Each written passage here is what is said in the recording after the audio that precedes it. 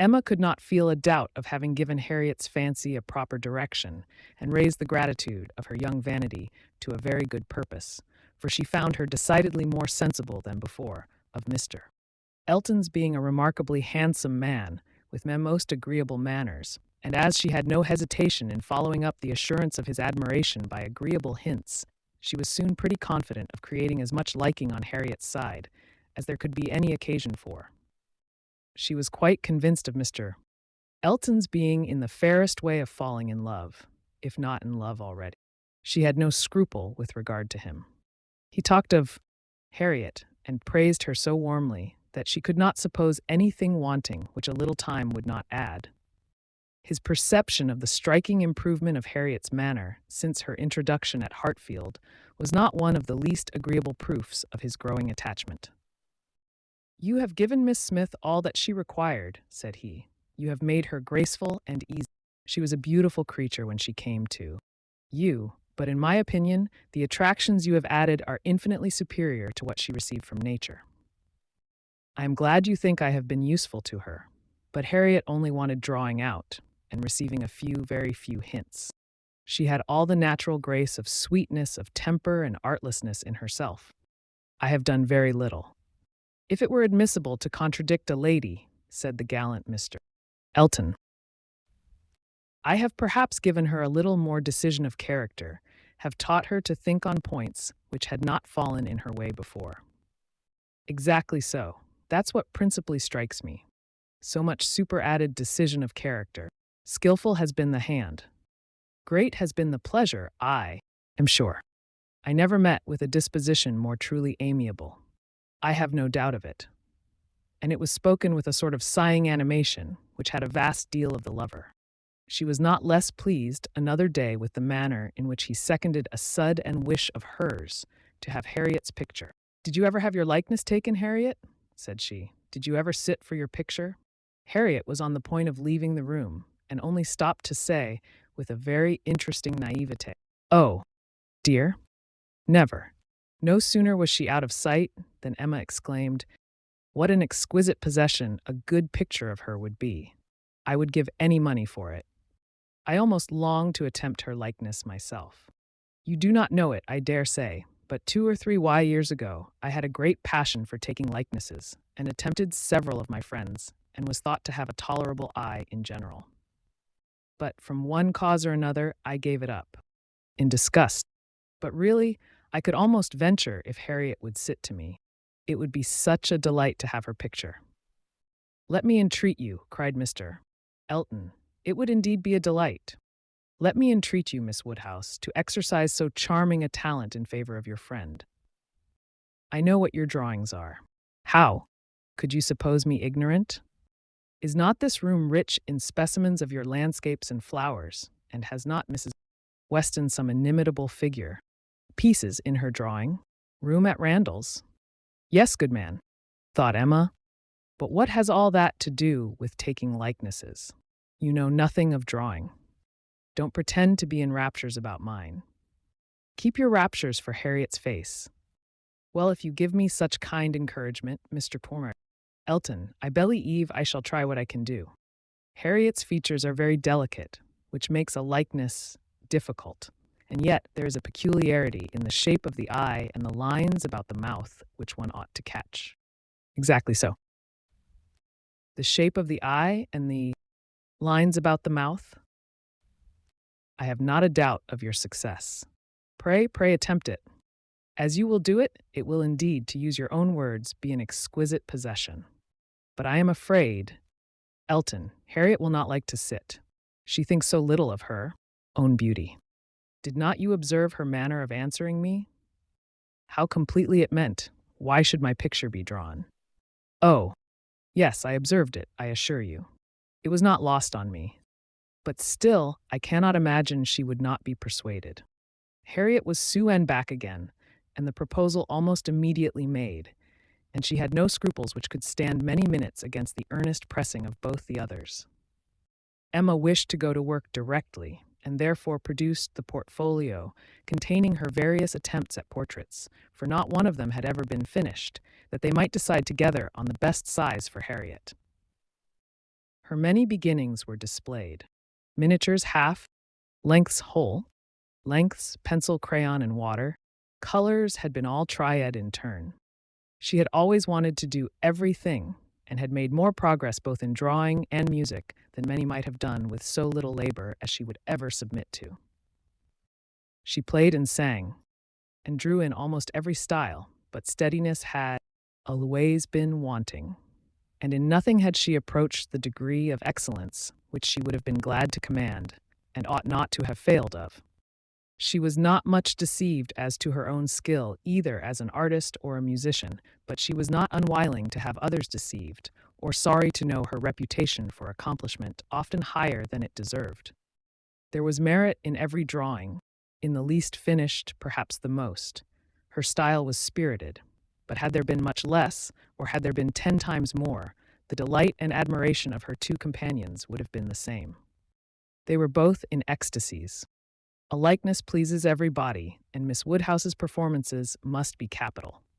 No great variety of faces for you, said Emma. I had only my own family to study from. There is my father, another of my father, but the idea of sitting for his picture made him so nervous that I could only take him by stealth, neither of them very like therefore. Mrs.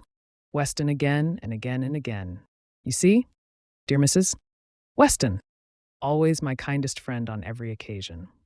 She would sit whenever I asked her. There is my sister, and really quite her own little elegant figure, and the face not unlike. I should have made a good likeness of her, if she would have sat longer, but she was in such a hurry to have me draw her 4 children that she would not be quiet.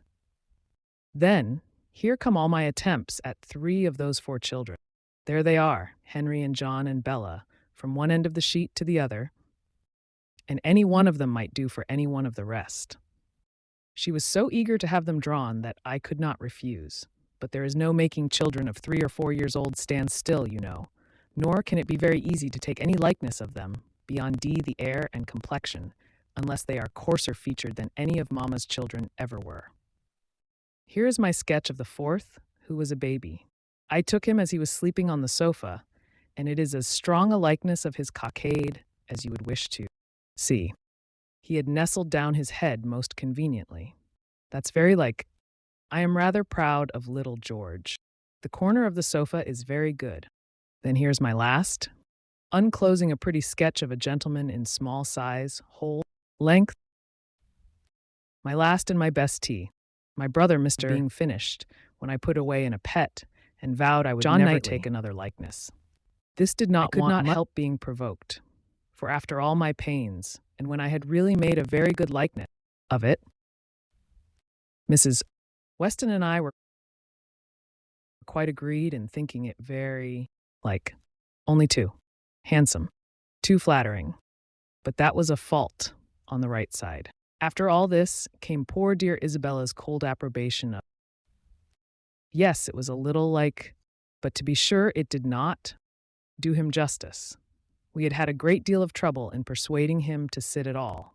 It was made a great favor of, and altogether it was more than I could bear, and so I never would finish it, to have it apologized over as an unfavorable likeness to every morning visitor in Brunswick Square. And as I said, I did then forswear ever drawing any body again. But for Harriet's sake, or rather for my own, and as there are no husbands and wives in the case present, I will break my resolution now. Mr. Elton seemed very properly struck and delighted by the idea, and was repeating, no husbands and wives in the case at present indeed, as you observe. Exactly so. No husbands and wives, with so interesting a consciousness that Emma began to consider whether she had not better leave them together at once. But as she wanted to be drawing, the declaration must wait a little longer. She had soon fixed on the size and sort of portrait. It was to be a whole length in water, colors like Mr. John Knightley's, and was destined, if she could please herself, to hold a very honorable station over the mantelpiece. The sitting began, and Harriet, smiling and blushing and afraid of not keeping her attitude and countenance, presented a very sweet mixture of youthful expression to the steady eyes of the artist. But there was no doing anything, with Mr. Elton fidgeting behind her and watching every touch. She gave him credit for stationing himself where he might gaze and gaze again without offense, but was really obliged to put an end to it and request him to place himself elsewhere. It then occurred to her to employ him in reading. If he would be so good as to read to them, it would be a kindness indeed. It would amuse away the difficulties of her part and lessen the irksomeness of Miss Smith's. Mr. Elton was only too happy. Harriet listened, and Emma drew in peace. She must allow him to be still, frequently coming to look. Anything less would certainly have been too little in a lover. And he was ready, at the smallest intermission of the pencil, to jump up and see the progress and be charmed. There was no being displeased with such an encourager, for his admiration made him discern a likeness almost before it was possible. She could not respect his eye, but his love and his complaisance were unexceptionable. The sitting was altogether very satisfactory. She was quite enough pleased with the first day's sketch to wish to go on. There was no want of likeness. She had been fortunate in the attitude, and as she meant to throw in a little improvement to the figure, to give a little more height and considerably more elegance, she had great confidence of its being in every way a pretty drawing at last, and of its filling its destined place with credit to them both. A standing memorial of the beauty of one, the skill of the other, and the friendship of both, with as many other agreeable associations as Mr. Elton's very promising attachment was likely to add. Harriet was to sit again the next day, and Mr. Elton, just as he outs, entreated for the permission of attending and reading to them again. By all means, we shall be most happy to consider you as one of the party. The same civilities and courtesies, the same success and satisfaction, took place on the morrow and accompanied the whole progress of the picture, which was rapid and happy. Everybody who saw it was pleased, but Mr. Elton was in continual raptures and defended it through every criticism. Miss Woodhouse has given her friend the only beauty she wanted, observed Mrs. Weston to him, not in the least suspecting that she was addressing a lover. The expression of the eye is most correct, but Miss Smith has not those eyebrows and eyelashes. It is the fault of her face that she has them not. Do you think so? Replied he. I cannot agree with you. It appears to me a most perfect resemblance in every feature. I never saw such a likeness in my life. We must all owe for the effect of shade, you know. You have made her too tall, Emma, said Mr. Knightley. Emma knew that she had, but would not own it, and Mr. Elton warmly added, Oh no, certainly not too tall, not in the least too tall. Consider, she is sitting down, which naturally presents a different, which in short gives exactly the idea, and the proportions must be preserved, you know. Proportions for shortening. Oh no, it gives one exactly the idea of such a height as Miss Smith's. Exactly so indeed. It is very pretty, said Mr. Woodhouse. So prettily done, just as your drawings always are, my dear. I do not know anybody who draws so well as you do. The only thing I do not thoroughly like is that she seems to be sitting out of doors, with only a little shawl over her shoulders, and it makes one think she must catch cold. But, my dear papa, it is supposed to be summer, a warm day in summer. Look at the tree. But it is never safe to sit out of doors, my dear. You, sir, may say anything, cried Mr. Ray.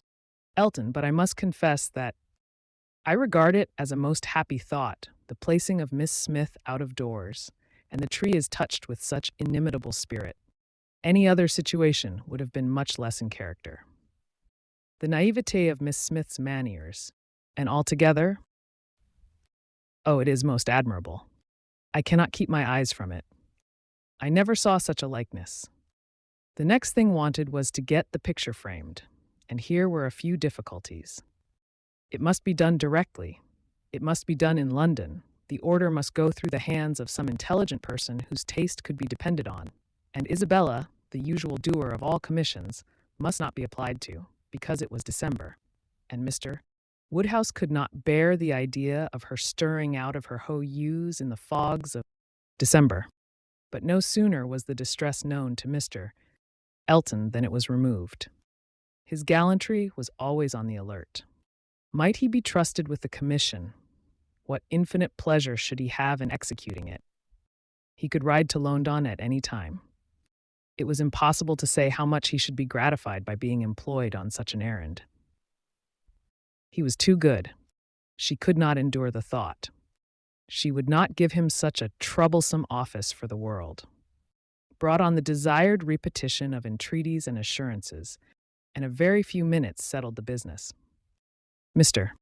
Elton was to take the drawing to London, choose the frame, and give the directions, and Emma thought she could so pack it as to ensure its safety without much incommoding him, while he seemed mostly fearful of not being incommoded enough. "What a precious deposit!" said he with a tender sigh as he received it. "This man is almost too gallant to be in love," thought Emma. "I should say so, but that I suppose there may be 100 different ways of being in love. He is an excellent young man, and will suit Harriet exactly.